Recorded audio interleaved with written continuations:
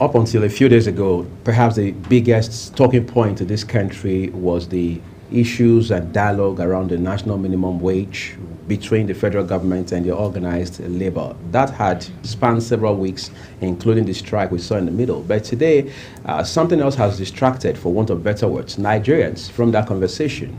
All eyes now seem to be looking towards Port Harcourt, the River State capital in particular, given the development we've seen coming out of that state, particularly in the last couple of days. It has to do with whether or not to extend the tenure of local government chairmen. And some persons have said this, again, this particular immediate development is a reminder of how much damage has been done to that particular arm of government, which is the local government, or what some people will refer to rather as the grassroots government system in this country. For many years, people have said that the local government councils and their chairmen, that is for those states that even have elected chairmen, for example, it will appear governors of these different states are now the owners, quote and unquote, of these local government councils and the chairmen. Today, we understand there are states that have not conducted local government elections for many years. Some governors have been in office for as long as 8 years, 2 terms without conducting election. However, the instant River State case has again sprung that conversation as to whether or not we want to get serious about the conversation around local government leadership or governance in this country. While on the one hand, we understand that there are underlying political factors in this development, it doesn't take away from the fact one bit that the local government system is supposed to be in an ideal situation, a standalone system of its own. Now, recall that the federal government is also in court now as we speak with the states, all the states in this country, asking the Supreme Court to do something about local government autonomy. How that's going to turn out is a conversation for another day. But for today, we want to go big on the talk around River State's local government tenure extension and whether or not we are ready to get serious about how we administer our local government system in this country. We're taking a quick break, everyone. We're back in a second to continue this conversation. Do stay with us.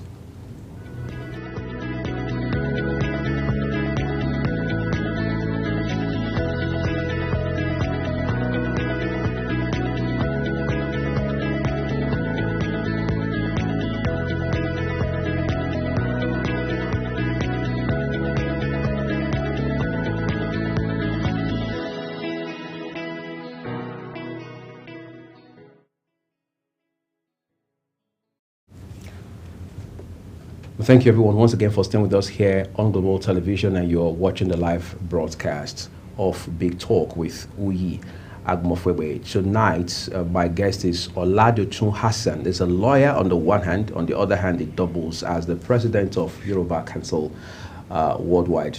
I'm going to say a big thank you to you, Oladotun, for making our time to come on the program. It's a pleasure to be honest. Right.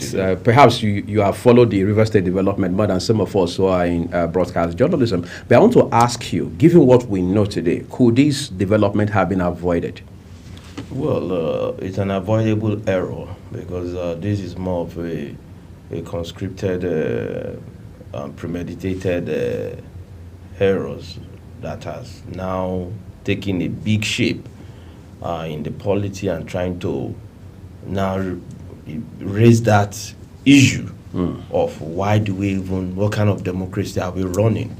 Are we running a garage-like democracy where you just come in and you bring in talks to chase out people from office, all in the bid that you are trying to exercise authority?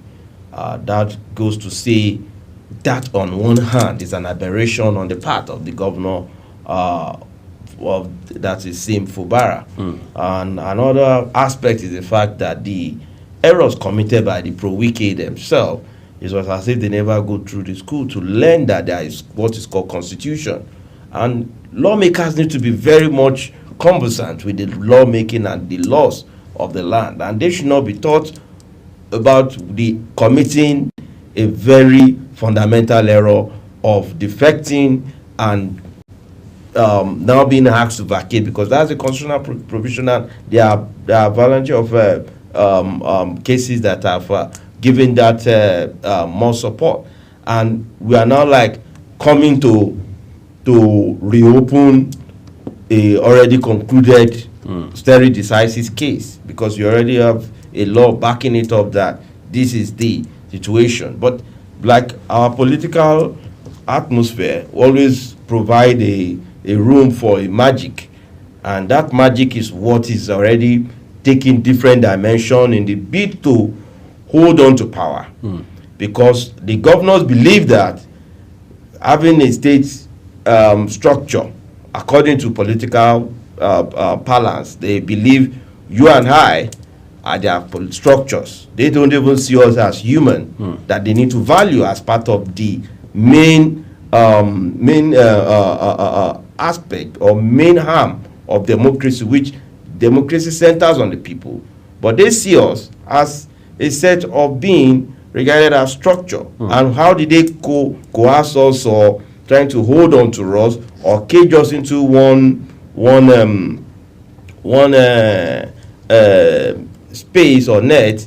But regrettably, as much as we are looking at the episode of the River State, good to say, Mr. President is also coming up with a new one to show that, well, being a Democrat and having served in Lagos, where state funds were being withheld, all in the bid for creating an LCDA. The state fund was withheld, and by law, we only have constitution only recognized local government, not LCDA. And that is also another harm of what kind of mentality. Are we always just self-centered, creating anything that benefits us? Then aftermath of those decisions, we now begin to look for corrective measures on what amount of harm those decisions might have consequently caused the polity. And looking at what is happening in Rivers and vis-a-vis the recent judgment in Ondo State, it goes to say that local government is an autonomous system. You and I don't need to be looking for local government autonomy. It's an aberration we calling for local government autonomy. By virtue of right and law, the same autonomous right the federal government has, the same autonomous right a state governor has, that the same autonomy that the local government is also embedded with. So in view of wanting to assert that law, we are now being governed by oppression of man by man, not even the application of rule of law. I want to ask you something, just so we can expand this a little. It will appear, from what I hear from lawyers like yourself, that there are loopholes in the Constitution that governors are exploiting to do and undo, in the words of my mom, within the local government system. Is there any truth in that? Yes, just like I've always been an advocate of New People's Constitution. And no matter how we want to cite this law, is a law that is predicated on a faulty foundation. And I've come here to challenge, and I want the whole lawyers in this country to put that to an argument that we are running a true People's Constitution, which is no, capital no. And the kind of laws we are having, all these problems we are faced with today are already pre-planned to be there, because some people believe they are not thinking when the lawmakers, when the draft men, and the way our law came about. This our law was a one-man draft law that was just presented to Abdulsalami, and Abdulsalami ratified it, and that becomes to hand over us into democracy, just to swear in Obasanjo. Obasanjo used the same law till date, but the fault lines are still real. The fault lines are the fact that the governors are exploiting their powers of necessity. There are principle of necessity that gives a governor to override the local government, and where there are crises, where there are issues of security, and the powers of the local government cannot be able to contain it. Just like when the state governor cannot contain a crisis in a state, the president has power for a state of emergency and declare a state administrator. So in this respect, they don't even have a crisis, but they premeditated that there must be, this is an harm that they need to explore. In the bid to exploit this anomaly, it has now become more emboldened, because that is a real corruption staring us at our face now, that we as a people that needs to be part of local government system, we are no longer given our sovereign right to elect those that has capacity to lead us at that level, and that is the most powerful, closest arm to the people. And in view of wanting to explore good governance, you find out that the governor just only want to pay back his political as part of his political largesse, and trying to compensate his cronies for maybe support at different local government, and begin to convert them to local government caretaker. Then why are they caretaking? What are they caretaking? They are caretaking funds from the federation account. They are caretaking rules of engagement that ought to be given to them by sovereign interest of the people through an election. The state chairman of the APC in Rivers State has now called for a state of emergency to be declared in that state, which of course only the president has the prerogative to do. However, a leader of the APC at the national level has also said that President Tinubu cannot be dragged into all of these at this point, that it is something within Rivers State and the authorities there should deal with it under the leadership of the governor. But there are other layers to this already complex problem. For example, we understand that the police have taken over all the secretariats of all the local government councils in the state, on the one hand. On the other hand, some elements in the state want to have parallel secretariats. In the middle of all that, election for local government is now being proposed already. The state's CIEC is already working on that. How do we navigate this murky water? You know, it is a we are made to see this as part of our political stagnated culture. In view of the fact that we are not yet politically matured as a country. Yeah, as a country, because what we do here is like the mentality of the military is here to leave us behind, we are here to cast that mentality out of us. We are more endeared to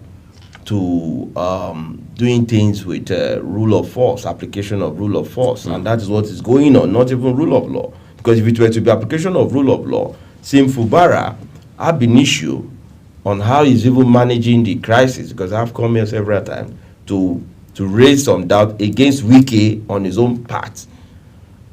On Sim Fubara trying to hold the legislative arm to his as I'm twisting them. It's even an aberration for governor to pick the entire legislative arm inside the governor's office. It's a total breakdown of the rules of checks and balance. But where we are as of today is the fact that these elements that have divided the entire state, they are all culpable. All of them are culpable. Including the governor? Yes, including the governor, including the APC that are chanting, because they are just sweet beneficiary of a crisis that they never had any House of Assembly, as much as we are contending that they never had all this, but they are just political beneficiary. And that's why it's easier for them to call for a state of emergency. Can they bear it? Because the entire crisis was as a result of the APC intrusion through the people that joined their party. If they declare state of emergency, to whose benefit? If they should not even look at that arm in trying to look at this, because it's just too early. And I see that as a clarion call for arbitrariness. And I still want to hold my ground. What Mr. President needs to do is to call the intervention of the National Assembly. Because it's not just Mr. President seeing it as a political conversation between Wike, Fubara, and him. This thing have expanded. Some political hold warlords are already taking side in order to take the entire River State to their jugula. So how do we solve this problem? Mr. President needs to see it from an angle of communal resolution.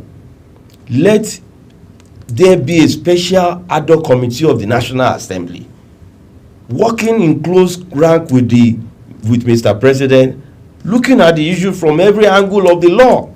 Where Sim Fubara, because one of the cardinal things that all of them are not even being guided is the fact that a matter that is least pending before the court, they are just going as if they don't, both of them have not filed anything before the court. They are not even in respect of the judiciary.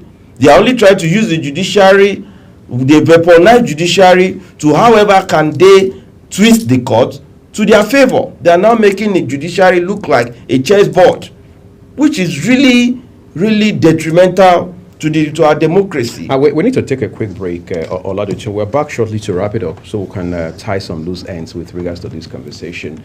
We'll continue this discussion right after this break. Everyone, just stay with us.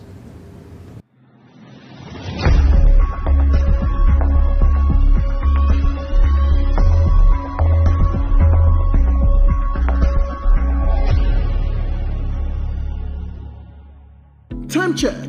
It's midday.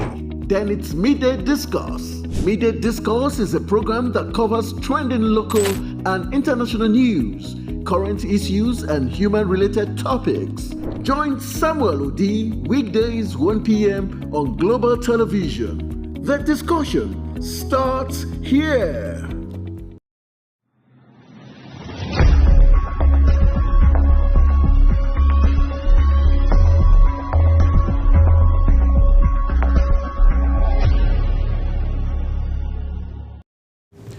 Now that the state's electoral commission, Independent Electoral Commission Rivers, is saying, well, we have election already planned for local government, would that solve all of this problem? Not at all, because he would dictate the piper, dictate the tune, and the governor is at the center of all this, because he's the one that appoints even the chairman of the SIEC in the state. So the state is not even, just like we have. I've always been an advocate of an independent INEC. I've come here to agitate severally that even Mr. President have no power to be appointing INEC chairman. So therefore, governors should not even have any interference with that harm that ought to be seen as independent, just like the judiciary. But we are all here already. But in trying to resolve this issue, what Sim Fubara, the governor, needs to have done earlier was to start all these simultaneously, as if there is true intent, he needed to have called the SIEC to have published the election timetable months before now, putting the state to notice that local government election is coming on board. And Mr. Governor wants to believe that it's only his voice that needs to be heard. He has forgotten that he came from the same house he's fighting. They know each other, and they know there is no hidden fact about both Wike's faction and Sim's faction. Within the PDP? They are the same core PDP that have ruled the state for the past 8 years. These are people that have eaten from the same pot of soup. They know where and how they run the state. So we that are just onlookers, as spectators, what we need to be very conscious is the fact that will this solve and bring total peace and development to Rivers State? Will the local government be very peaceful to allow for a free flow of campaign? Will it not limit those that will go to Biakpo, which is the core area of Wike, to go and launch their campaign? Even before the fact that campaign is coming on board.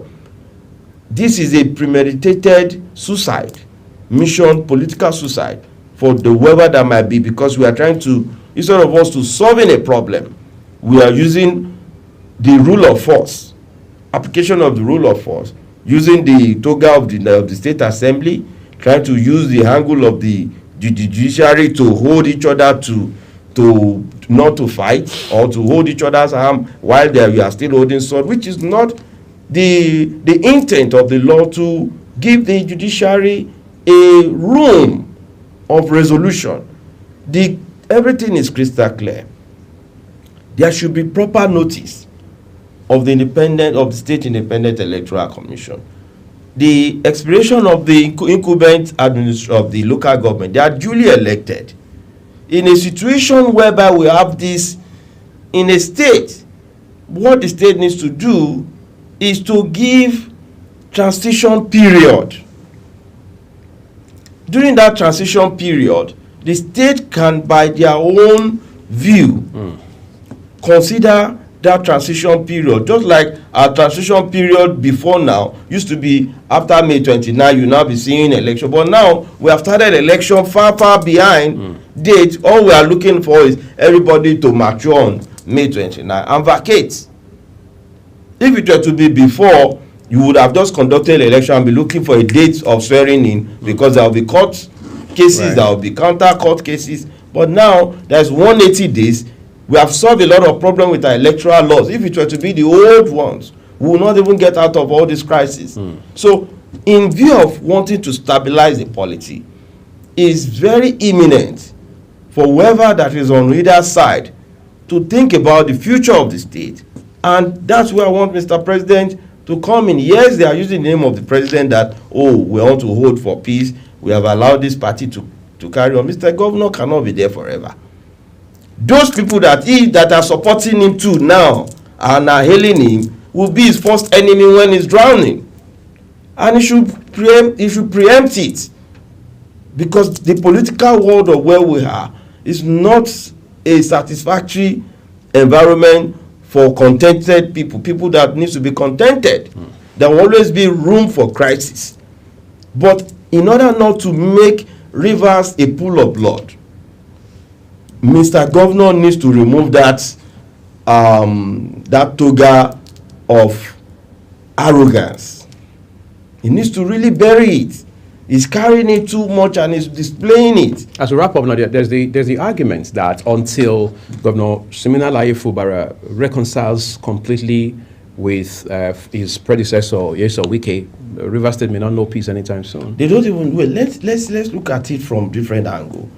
Wike is not the state of Rivers. These are people. These are political heated environments. Pro-APC have joined, Labour have joined them. Everybody have picked arms from different angles to take advantage of the scenario. So it's not just Wike versus him now. It has now become Wike and all other warlords against himself and the Fubara. But why we are looking at it from the prism of high risk of a looming war? It's not going to be, because we are talking about ethnic crisis now. The Ijaw people are already seeing that this is our son. The Ikwere are already taking a different stand. Everybody is beginning to take a different coloration, and it's now becoming more like an impending court war, which either Wike, the governor, like we have lost two people already. Is the governor paying attention when he's addressing the security, or is he just using the security and giving them money to his own selfish advantage? And this is where the NSA office needs to come on board. This is where the IGP needs to come on board. But the IG has already deployed his men to take over all the secretariats to forestall any breakdown of law. All these deployments, to me, are medicine after death. It will, because the same police that are deploying are the same police that are within their own confines. They are not different police. What we are talking about is the fact that let there be law and order. If there is to be an election, let election date be declared. Those local governments that they have just sacked, the procedure, there is need for handing over. You can't just shut them out and you want them to be prosecuted. How are they going to come and submit themselves for rigorous prosecution? Handover notes. Handover notes. There is no handover notes. So there is nothing for you. If you go in now and tell the whole world that this is the document, where's the fair hearing? They will now be judging you that you conscripted this. All these things were premeditated by you alone, because those people were never given fair hearing. Because in a bid to solve one problem, Fubara is going to create a more cancerous problem that his head might not be able to carry. The more he's trying to expand his political width and spread, he should remember, even if he's going to claim that as former Accountant General of the state, he's only taking orders from the governor, where their knowledge of a conscripted corruption or knowledge of stealing, every persons that are involved in that conspiracy with common intention are liable. Maybe he's relying on his immunity, but that will not save him in the later years. Incidentally, this discussion is, I mean, we can't find closure to it just yet. At all. Not now. So we're going to have to continue to have this discussion time and again. I want to say a big thank you to you, Olajutu Hassan. Thank you very much.